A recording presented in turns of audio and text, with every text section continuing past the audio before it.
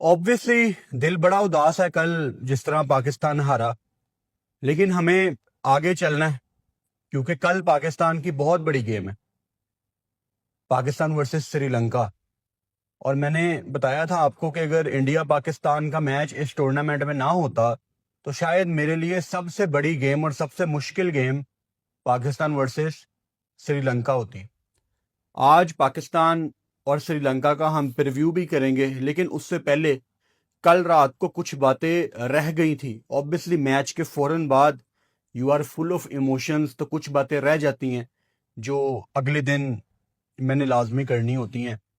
और उसके बाद प्रेस कॉन्फ्रेंस भी होती है जिसमें मेरे डर सच हो गए।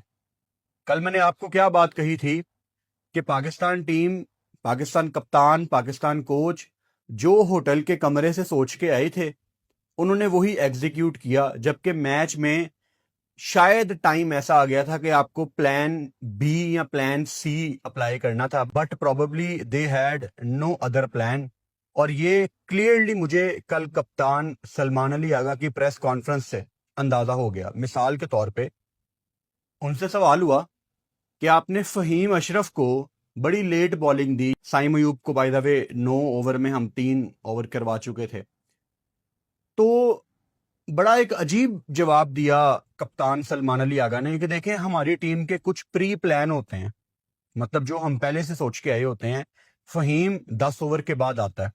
लेकिन कल मैंने यही बात की थी कि पाकिस्तान टीम को सैंपल साइज मिल गया था इंडिया की बॉलिंग देख के कि इस पिच पे जो स्लो वन है, पेस गिरा के जो आप बॉल करते हो ऑफ द पेस जिसको कहते हैं, वो डिलीवरीज शायद ज्यादा काम आएंगी। क्योंकि वहां पे शिवम दुबे बड़ा स्पेल कर गया था यार।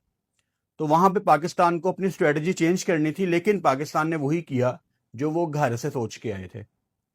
चलो इस बात को साइड पे रख दो। फिर पाकिस्तान के हेड कोच माइक हेसन, जो कि इस्लामाबाद यूनाइटेड समझ रहे हैं इसको,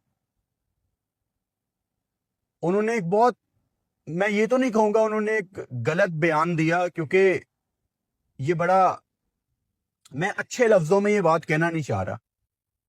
तो जो सबसे एक रूड वर्ड हो सकता है तहजीब के दायरे में रह के, मैं वो वर्ड यूज करूंगा। अ, जो खच मारी माइक हेसन ने मोहम्मद नवाज को दुनिया का नंबर 1 स्पिनर बोल दिया था। अच्छा जी, बॉलिंग दी उसको। ये कैसे हो सकता है कि आपकी टीम में दुनिया का नंबर 1 स्पिनर है और आप उसको बॉल ही नहीं दे रहे?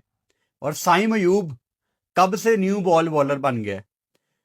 मुझे नहीं अच्छा लग रहा मैं साइम अयूब के ऊपर बार बार बात कर रहा हूं, लेकिन आप उसको, बेचारे को बेचारा ही कहूंगा उसको मैं, उसको आप गलत जगह बॉल करवा रहे हैं तो उसका नाम तो आएगा इतने बड़े लेवल पे, हम उसको फिर छोड़ेंगे थोड़ी।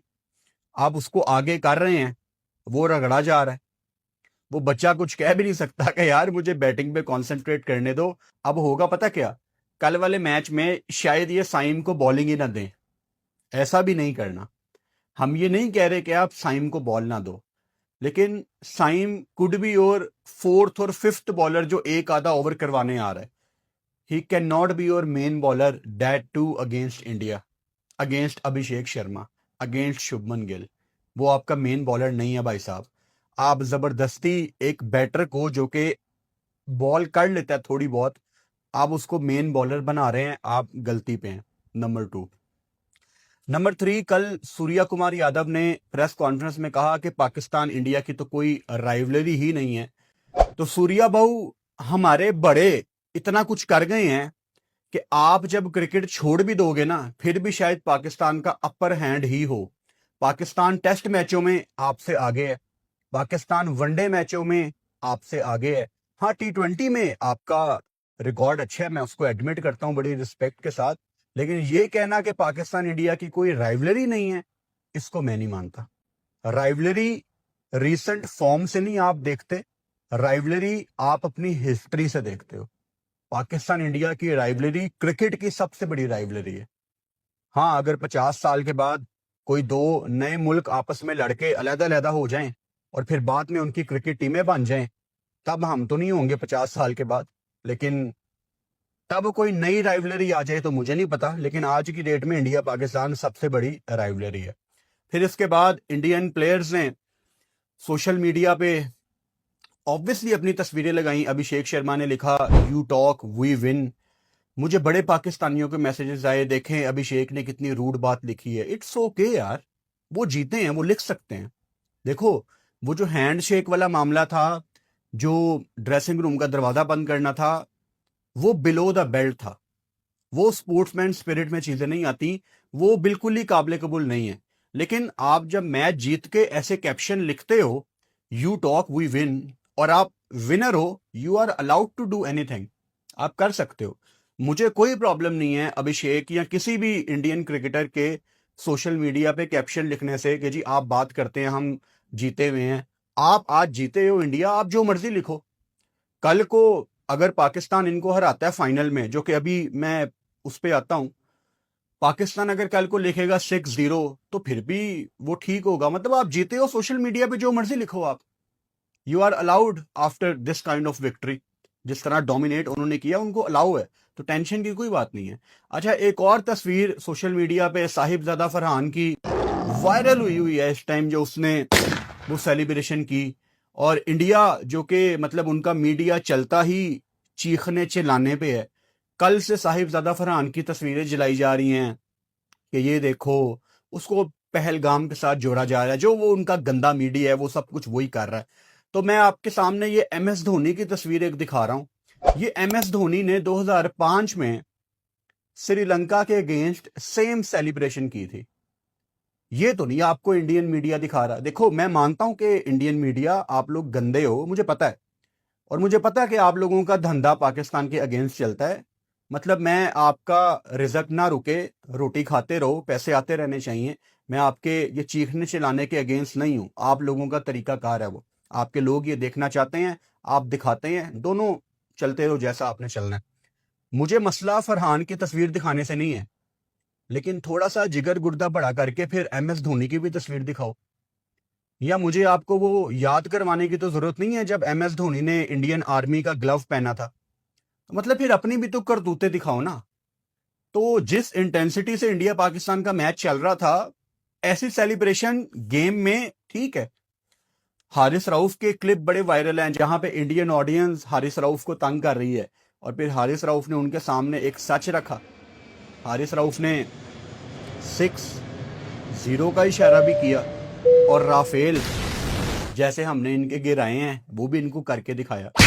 तो मतलब अगर आप तंग करोगे तो फिर जवाब तो मिलेगा ना। तो ठीक है, ये सारी चीजें मजीद अच्छी लगती अगर पाकिस्तान जीतता। और कल का मैच पाकिस्तान ना, देखो, मैं थ्रू आउट एशिया कप से पहले, इंडिया पाकिस्तान के मैच से पहले एक बात मैंने बार बार की कि आपका स्किल के पॉइंट ऑफ व्यू से इस इंडियन टीम से कोई मुकाबला नहीं है। वो ज्यादा एस्टेब्लिश टीम है, आप एक ट्रांजिशन वाली टीम हो, इनएक्सपीरियंस्ड आपकी टीम है। लेकिन कल तो स्किल साइड पे हो गया था। कल तो मतलब आप जीता हुआ मैच आ रहे हो, आप अपनी नालायकियों की वजह से मैच आ रहे हो। ये मैं आपको गारंटी से बता सकता हूं, ये डिसाइड करके आए थे पाकिस्तान टीम वाले कि हम राइटी लेफ्टी का कंबो चलाएंगे। और ये स्कूल ऑफ थॉट किसका है? ये इस्लामाबाद यूनाइटेड का स्कूल ऑफ थॉट है, ये माइक हेसन का स्कूल ऑफ थॉट है। I am all for numbers, numbers are very important. वो जैसे हमेशा मैं द ग्रेट टेम्पा बावूमा की एग्जांपल देता हूं, जिनकी तस्वीर बिल्कुल मेरे सामने है। Stats are important but character is what we look eight.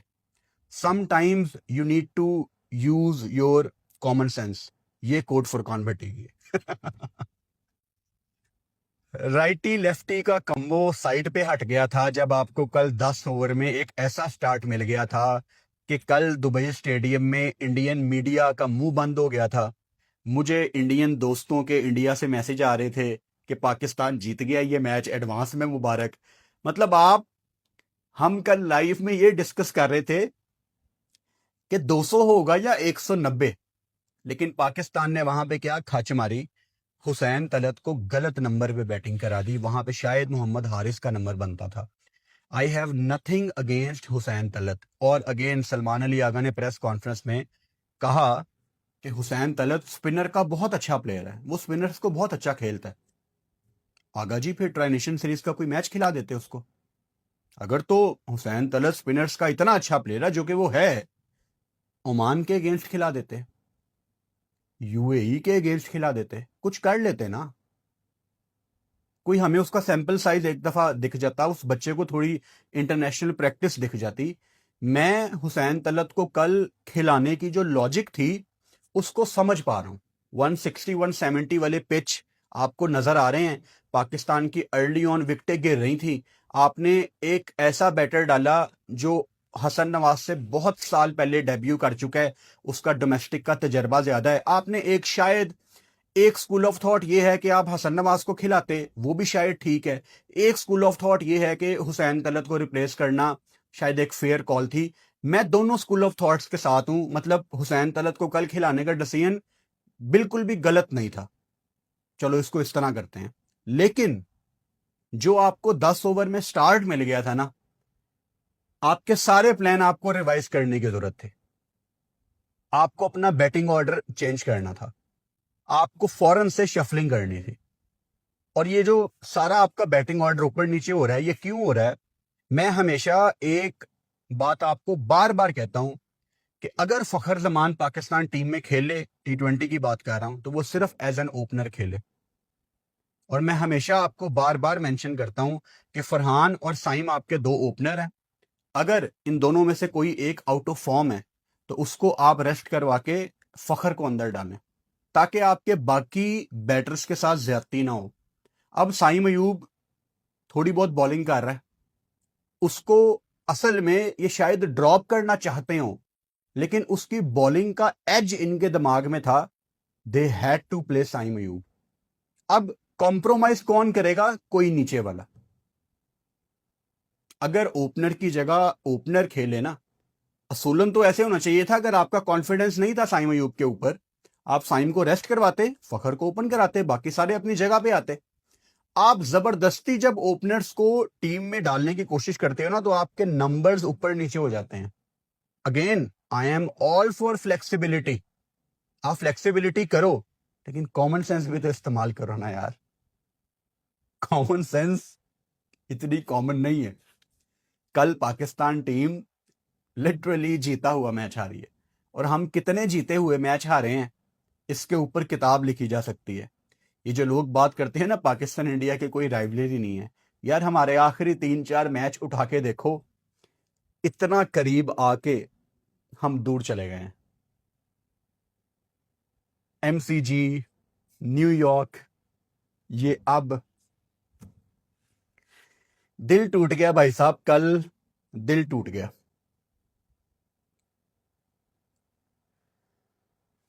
Final का ख्वाब देख रहे हैं लोग। मैंने वीडियो के बिल्कुल शुरू में बात की कि इस टूर्नामेंट का जो सबसे मुश्किल मैच है ना पाकिस्तान का, वो पाकिस्तान वर्सेस श्रीलंका है। अब एक टेंशन की बात सुनो, कल रात को ऑब्वियसली मुश्किल मैच था, हाई इंटेंसिटी मैच था, तो ज्यादातर रिप्लाई नहीं आते ऐसे मैच के बाद।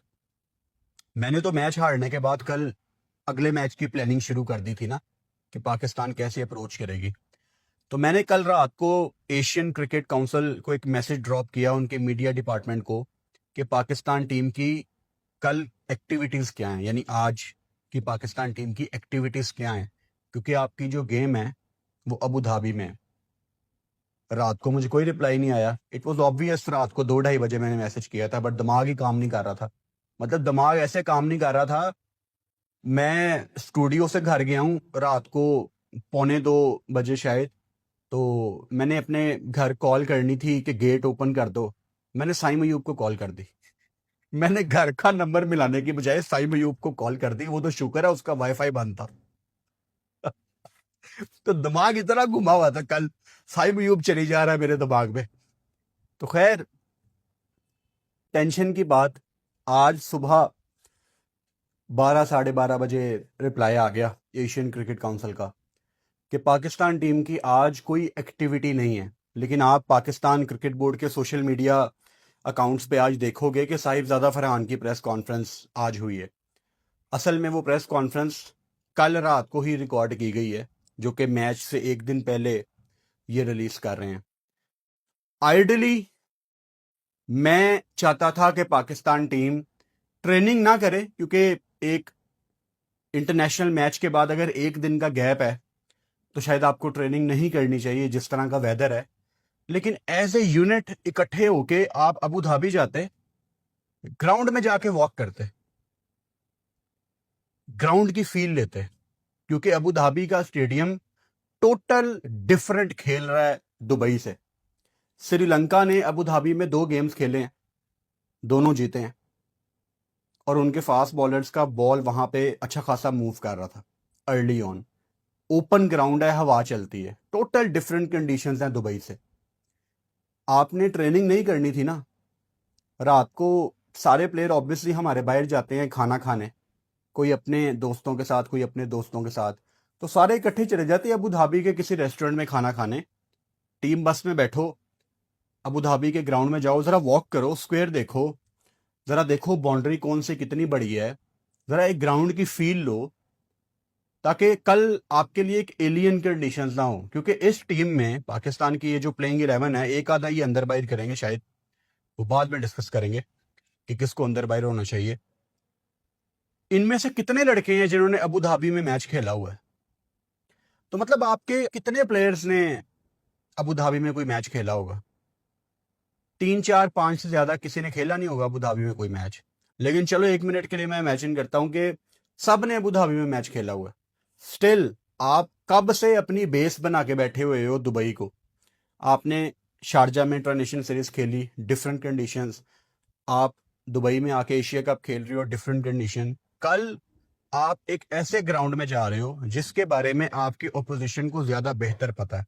और फिर मैंने एशियन क्रिकेट काउंसिल से यह भी कंफर्म किया कि क्या आज किसी किस्म की कोई एक्टिविटी है, मतलब अगर तो प्रेस कॉन्फ्रेंस ही एक दिन पहले रिकॉर्ड हो गई है तो इसका मतलब है कि प्रेस कॉन्फ्रेंस करने भी कोई अबू धाबी नहीं जा रहा। इसका साफ साफ मतलब ये है कि पिच को देखने के लिए कोच और कप्तान अबू धाबी नहीं जा रहे। कल पाकिस्तान टीम आमतौर पे 4:30 4:45 के करीब मेरा ख्याल है दुबई स्टेडियम पहुंच जाती है। लेकिन दुबई से अबू धाबी तकरीबन 1 घंटा 15 मिनट की ड्राइव है। कल शायद ये 3 बजे निकल जाएंगे दोपहर को मैच के लिए। लेकिन अगर आप एक दिन पहले जाते, ग्राउंड की पहले फील लेते, तो शायद आपको ज़्यादा अच्छे तरीके से ग्राउंड के बारे में पता होता। लेकिन कल ऐसा ना हो कि अल्लाह ना करे अगर पाकिस्तान कल का मैच हार गई तो मैं कप्तान या कोच के मुंह से ये ना सुनूं कि श्रीलंका को हमसे बेहतर कंडीशंस पता थी क्योंकि वो वहां पे 2 मैच खेले हुए हैं। ठीक है, उनको एडवांटेज होगा, लेकिन आप भी आज वेले हैं ना, रेस्ट कर रहे हैं। अगेन टीम बस में बैठ के चले जाते, अबू धाबी के किसी रेस्टोरेंट में रात की बुकिंग करा लेते कि यार ग्राउंड की एक फील लेने के बाद, हल्की सी वॉक करने के बाद आज का खाना हम अबू धाबी में खाएंगे। और टीम्स दुबई में ही रुकी हुई हैं। ये ग्रुप बी की जो टीमें थी वो अर्ली ऑन अबू धाबी में रुकी हुई थी क्योंकि उनकी सारी गेम्स अबू धाबी में थी। तो पाकिस्तान टीम कल दुबई से ही जाएगी मैच खेलने अबू धाबी, और फिर वापस दुबई आ जाएगी। 1 घंटा 15 मिनट की ड्राइव है। ऑब्वियसली सेंस भी नहीं बनती वहां पे जाके रुकना, लॉजिस्टिकली बड़े इशू आते हैं ऐसे। श्रीलंका की टीम आप पे बहुत हार्ड आने वाली है क्योंकि वो पहला मैच हार गए हैं। उनके लिए तो आर या पार है भाई साहब। तो आप अगर कल श्रीलंका को हराते हैं तो आपके 70% चांसेस हैं कि आप फाइनल खेलेंगे, क्योंकि उसके बाद आपने एक बांग्लादेश को हराना है, जो कि बांग्लादेश ने कितना तगड़ा मैच जीता है श्रीलंका के अगेंस्ट। आसान कुछ नहीं है, लेकिन वो मैं हमेशा कहता हूं ना, 1 स्टेप एट ए टाइम। मैं तो अभी बात भी नहीं करना चाह रहा इंडिया पाकिस्तान का फाइनल हो, मजा आएगा, लेट्स गो फॉर इट। उससे पहले मेरे सामने एक बहुत मुश्किल मैच है और एक तगड़ा मैच है बांग्लादेश का। बांग्लादेश भी इजी नहीं आएगी। अगर बांग्लादेश वहां से एक आधा मैच और जीत जाती है, बांग्लादेश अगर इंडिया को हरा देती है, जो कि थोड़ा मुश्किल होगा उनके लिए, बांग्लादेश भी अपनी पूरी जान लगाएगी ना। उनके उनके सामने भी 2 ही मैच है, आपके सामने भी 2 ही मैच है। श्रीलंका अगर कल का मैच आपसे हार जाती है, वो तो साफ साइड पे हो जाएंगे। फिर I think it is going to be you versus Bangladesh, because India ने तो भाई साहब जाना ही जाना है। उनके 2 मैच है, उन्होंने श्रीलंका या बांग्लादेश किसी एक को तो हराना है। तो सिनेरियो मुझे लगता है वो टाइट नहीं बनेगा, लेकिन आपके लिए one step at A time है। अगर पाकिस्तान अल्लाह ना करे कल श्रीलंका से हार जाती है, फिर तो हम डिजर्व ही नहीं ना करते, फिर तो कहानी खत्म हो गई, फिर तो सारी बातें साइड पे हैं। लेकिन मैं उम्मीद करता हूं कि पाकिस्तान प्लेयर्स इस चीज को रियलाइज कर रहे हों कि उनके लिए कितना इंपॉर्टेंट है कल का मैच जीत के एक और दिन सरवाइव करना, एक और दिन सरवाइव करना। आप कल का मैच जीतेंगे, थोड़ा सुकून का सांस आएगा आपको कि यार बांग्लादेश को हरा के पहली दफा एशिया कप की हिस्ट्री में पाकिस्तान इंडिया का फाइनल हो सकता है। आज तक कभी पाकिस्तान इंडिया का फाइनल नहीं हुआ, और जब वो टाइम आया तो देखेंगे भाई, क्योंकि श्रीलंका भी खेलने आई है, बांग्लादेश भी खेलने आई है। श्रीलंका ने आना बहुत हार्ड है कल, और न्यू बॉल श्रीलंका जैसे कर रहा है, मजा आ रहा है उनकी बॉलिंग देख के। उनकी बैटिंग में कुशाल मेंडिस जिस तरह से ऊपर से चार्ज कर रहा है, आखिरी मैच में दसुन शनाका जिस तरह से नीचे से बड़े बड़े उसने छक्के लगाए हैं, एक तो होते हैं छोटे छक्के, बड़े बड़े उसने छक्के लगाए हैं। तो भाई साहब वो तो बहुत ही चढ़ के आएंगे आप पे। और आपके लिए एक थोड़ा सा एडवांटेज ये है कि आपने इंडिया पाकिस्तान का हाई इंटेंसिटी गेम खेला है, आपके ऊपर प्रेशर होगा लेकिन वो वाला प्रेशर नहीं होगा, तो आप थोड़ा ज्यादा हार्ड आ सकते हैं श्रीलंका के ऊपर। बहुत इंपॉर्टेंट गेम है पाकिस्तान के लिए। गलतियां पाकिस्तान ने बहुत की हैं। आप जो इंडिया वाला मैच हारे हो, आप अपनी गलतियों से हारे हो। कल वाला मैच नहीं हार सकते थे आप। गंदी कप्तानी और गंदी प्री प्लानिंग, और कोच का गेम के मिड में कोई नया प्लान ना पहुंचाना वाज द बिगेस्ट मिस्टेक। मैं सलमान अली आगा को ये पैगाम देना चाहता हूं, मुझे यहां बैठे अभी नहीं पता कि सलमान अली आगा कितनी बात मानते हैं माइक हेसन की, या माइक हेसन की कितनी चलती है ड्रेसिंग रूम में, मुझे ये इन्फॉर्मेशन नहीं पता। लेकिन मैं as Pakistan cricket follower Salman Ali Agha को सिर्फ यही मशवरा दूंगा कि गोरे ने कल को चले जाना है, गोरे को कोई याद नहीं रखेगा। I respect Mike Hesson, but at the end of the day है तो वो कोच ही ना भाई, आप कप्तान हो। अगर आपको लगता है कि यार ये राइटी लेफ्टी का कंबो नहीं चलेगा और मुझे अपने मुताबिक बैटिंग ऑर्डर डिसाइड करना है, गो फॉर इट। मतलब गोरा किसके पास शिकायत लेके जाएगा? आकिब जावेद के पास। पाकिस्तानी है ना आकिब जावेद, देसी बंदा है, आपका साथ ही देगा। स्टैंड लेना है सलमान अली आगा। आपके सामने जो प्राइम एग्जाम्पल है ना इस टाइम, वो सरफराज अहमद की है। पाकिस्तान के आखिरी कुछ कप्तानों में जो सबसे बड़ा कप्तान हमें मिला है वो सरफराज अहमद है। सरफराज अहमद हमारी क्रिकेट को इतना कुछ दे के गए हैं कि हमें शायद अंदाजा भी नहीं है। हमारे आज के जो सुपरस्टार्स हैं ये सरफराज अहमद के लगाए हुए पौधे हैं। चैंपियंस ट्रॉफी तो एक ऑब्वियस विक्ट्री है ना, जो वो पाकिस्तान की क्रिकेट को अगले 10 साल के लिए लड़के दे के गए, आप आज भी उनसे फायदा उठा रहे हैं। तो सरफराज अहमद इतना बड़ा कप्तान था, मेरे दिल में बहुत इज्जत है सैफी के लिए, आई लव सरफराज अहमद। लेकिन एक चीज सैफी ने बड़ी गलत कर दी, अपने आखिरी दिनों में मिकी आर्थर के नीचे लग गया। इतना बड़ा कप्तान, मिकी आर्थर की बातें, मिकी आर्थर के दबाव के नीचे आ गया, अपनी बात नहीं मनवा सका वो, और हिस्ट्री याद रखेगी उसके बाद क्या हुआ।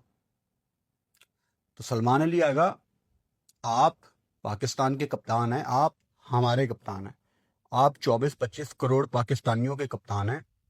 ब्रेव कॉल्स लेनी है। जब आप ब्रेव कॉल्स लेंगे तो ड्रेसिंग रूम में लड़कों के अंदर भी एक अलग लेवल की रिस्पेक्ट पैदा होगी आपके लिए। अभी भी ये जो ड्रेसिंग रूम है पाकिस्तान का, ये सलमान अली आगा की बहुत इज्जत करता है, बड़ी रिस्पेक्ट है इन सब के दरमियान। लेकिन आपका ऑरा डिफरेंट लेवल पे चला जाता है जब आप कोच के साथ बात करके डिफिकल्ट कॉल्स लेते हैं, मुश्किल कॉल्स लेते हैं। तो ये जो स्कूल ऑफ थॉट है ना, क्लियरली माइक हेसन की तरफ से आ रहा है। Righty lefty, I am all for matchups, लेकिन sometimes you need to use your common sense in cricket. Street smart, जो अच्छे दिनों में कभी रिजवान करता था ना मुल्तान सुल्तान्स की कप्तानी, वो स्ट्रीट स्मार्ट कैप्टनसी करता था। पाकिस्तान में आके इट्स अ डिफरेंट टॉपिक, वो क्यों नहीं उस तरह कर पाया। लेकिन आपको स्ट्रीट स्मार्ट बनना है। आपको अपने अंदर की गट फीलिंग सुननी है। अगर कोई बैटर रन्स कर गया है और वो बॉल करता है और उसने बॉलिंग करने से पहले एक आधा अच्छा कैच भी ले लिया, वो फील्डिंग में भी आपको फुर्ती मारता नजर आ रहा है, उसको बॉल पकड़ा दो। उसका दिन है आज। Street smart, common sense. Cricket मैं जब से देख रहा हूं ऐसा ही होता आ रहा है। कल फहीम अशरफ को आप बेहतर तरीके से यूटिलाइज कर सकते थे, थोड़ा जल्दी ला सकते थे। साइम अयूब को 3 ओवर देना नहीं बनता था। बहुत गलतियां की हैं पाकिस्तान ने कल, ऑब्वियसली आप सबने वीडियो देखी है, उसमें हमने आइडेंटिफाई की हैं गलतियां। सो पाकिस्तान वर्सेस श्रीलंका आज, क्योंकि एशिया कप का कोई मैच नहीं था तो मैंने कहा प्रीव्यू आज रात को ही रिलीज कर देते हैं, वरना आपको पता है जिस दिन हमारी गेम होती है सुबह 10 या 11 बजे हमारा प्रीव्यू आता है। सो अब इसके बाद मेरी आपसे मुलाकात होगी इंशाल्लाह। कल पाकिस्तान का मैच है 7:30 बजे अबू धाबी में, पाकिस्तान टाइम के मुताबिक 7:30 बजे। तो मेरी कल आपसे पाकिस्तान टाइम के मुताबिक वही 6:30 बजे जो हम लाइव आते हैं, बैठ के पाकिस्तान का मैच देखेंगे। अपना बहुत सारा ख्याल रखो। कल इंशाल्लाह लाइव सेशन में आपसे मुलाकात होती है। पाकिस्तान जिंदाबाद।